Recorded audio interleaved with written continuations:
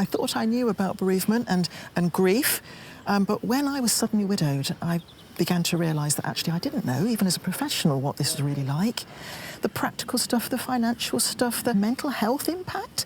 And my life went into freefall, and within a few months, I was having suicidal thoughts, and I just couldn't see any future. I just couldn't see any way out of this situation. I realised that we have a problem in society, that we've lost the art of understanding and supporting grief.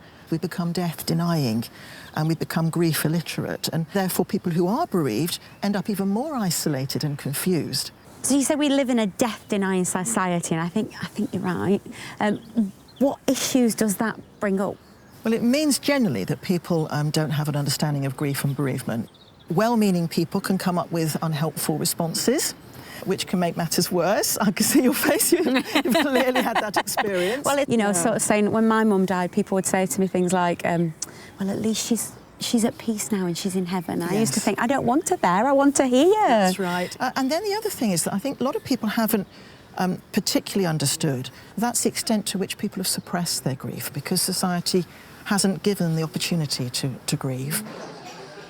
So Yvonne set up AtaLoss to plug the gap she saw in society and to highlight wider problems caused by grief, such as knock-on mental health issues.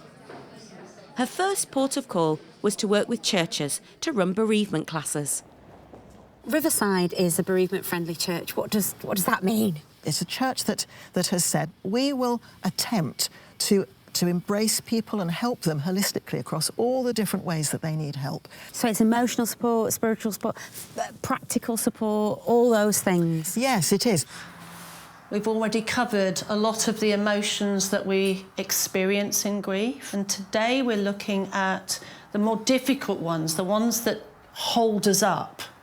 I've been invited to join a session to hear how it's helping people deal with their grief. So you've done the course. How's it helped? It's been a gift, actually, because often you feel like you're isolated in your feelings, that you're really alone, and so I feel like the bereavement journey gave me a space to actually say, oh, I'm feeling this anger, I'm feeling this guilt. But yeah, just to have that safe space to cry. It strikes me that this is a space where it's all right to just not be all right today. To not be okay. Yeah. I had lost both my parents in quite a short space of time of each other. You never get over it, you never forget that person, but it's just about managing to move forward in your bereavement and having those people to support you, and the leaders are always available. They're really, really helpful. And what's your hope for the future? We're hoping to see a bereavement journey course running in every community across the UK.